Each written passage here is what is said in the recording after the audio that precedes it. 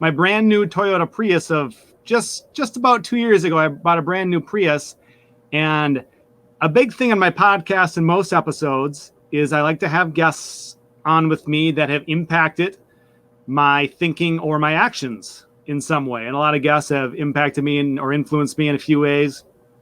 And among the things, maybe the first thing you really influenced me on, Brad, was when I was in the market to buy a new car a couple of years ago. You were pushing pretty hard on me that I should get a Prius. And I think I'd considered it. I maybe would have gotten some more thoughts on that. But if not for you, I would not have gone to the particular dealership and the particular salesman that you bought it from. So I think without you, I would not have a Toyota Prius right now. So explain to me, remind me again, why you were so convinced that I should get that car. And a couple of years later, we can, I guess, each give our perspectives on how it's gone with your Prius and my Prius. Well, let me ask a question of you first. Do you regret making that decision and get that Prius? No, I love the car. And okay, good. I wouldn't have gotten a new one, most likely. In fact, you were the one, you let me, I don't know if maybe I talked today, but Josh Torgeson, who sadly passed away about a year and a half ago, he went with me the day I bought the new car. Without him that day, I don't think I would have gotten the new car. But without you, I wouldn't have even gone to the dealership the first time a few days previously. So it was a combination of him and you that got me to decide this is okay. Not only can I buy this Prius, but I can buy a brand new one. And no, it's been a great car. Every time I tell someone my miles per gallon, almost everyone's just blown away. You can get 50 plus miles per gallon, and I'm underachieving. I'm at about 53 miles per gallon. I know you're way ahead of me. So I'm either my foot's a little heavier, or you're that Prius driver that all the people that don't like Prius drivers especially hate, because you're really working the car to perfection by not pushing it any harder than you would want to for solid miles per gallon. So I'll answer your question that you asked before. So what led me to get a Prius, and then what led me to kind of push you to get the Prius as well? That was the first time I ever bought a brand new car. I usually always buy used because, hey, as soon as you drive a new one off the lot, it depreciates automatically. And so I thought, well, I deserve a new car. I might as well look at it. And I started doing the math on it and the calculations, and I could have bought something used that I didn't know how it was treated, or something could go wrong with it, anything. And now I should preface, for those of you who may or may not know me, I had a hybrid before I got the Prius. So I actually had a Honda Civic hybrid, a 2003. That's the first year they made the Honda Civic in a hybrid. And I bought that one used at about 70, almost 80,000 miles. And back then I was getting 44, 45 miles to the gallon. Back in those days, that's huge. And even today, it's still very good mileage. But I eventually drove that into the ground, and I retired it at 315, 320,000 miles. And so I definitely got my use out of it. And I definitely was going to get another hybrid. And I actually went out and I looked at all of the different hybrids. I test drove about 4 or 5 of them.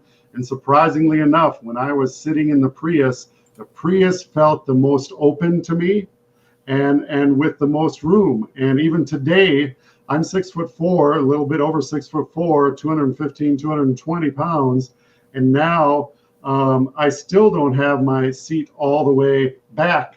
I still have it forward just a little bit because the leg room is that much, and I still have room above my head. So that was a big contributing factor into why I chose that one. And the other reason is that it is a hybrid versus a full battery. I'm in sales, and so I'm out visiting. Well, I was out visiting, customers all the time. I can't run out of battery if I'm out there driving. So I definitely needed to cut that out of my, prospective cars. And so I came back to the hybrids. And then again, I drove all of them out there. And the Prius seemed to be the best one that fit me the best. And it actually had the best gas mileage. And I wouldn't be caught, someplace and with a dead battery. So that's why I went that route. But I should give credit to my mom, that she said, Brad, if you're going to get a brand new car, you might as well get all the bells and whistles because you're going to be in it all the time. And at that time, I was not only driving for UPS, but I was also doing Lyft, and I wanted to be comfortable. And she said, Brad, you're going to be in this how many hours in a day? You might as well splurge and get the best Prius out there. So that's what I did, and I love it. I enjoy driving it. I look forward every day that I go out there and I get to drive this car. And to your point, I'm not the person that is slow on the highway. You saw me, you know how I drive. We can talk about that later, but I am not the slowest out there. But if there's nobody behind me, then I let off the gas and I let it go a little bit more. So my average, if you go in it right now, it's probably, I think it's 57.5 or something like that. And when I first got it, I was averaging 59 and 60. But now that it was winter, you know as well as I do, it goes down a little bit. But I'm still in the 50, 57, range. And even if you go up and down one, if there's an error of 1 mile, I'm still well above 55, 56. So no, I really enjoy it. I know that I saw yours. Yours is a nice one too. I like it. You got the nice color red. I got my Blizzard winter white, and I have the sunroof. I have the upgraded speakers. I rock out on that thing. Leather seats, heated, everything you can want. So I love it. So that's why I went that route. And the reason I was pushing you to go that route is, you weren't sure if you should go used or new. And like I said, when you go new, you can actually get 0% financing. And so it's free money for them. Now, people are going to come back and say, yeah, but you have to pay more in the long run. Yeah, you do.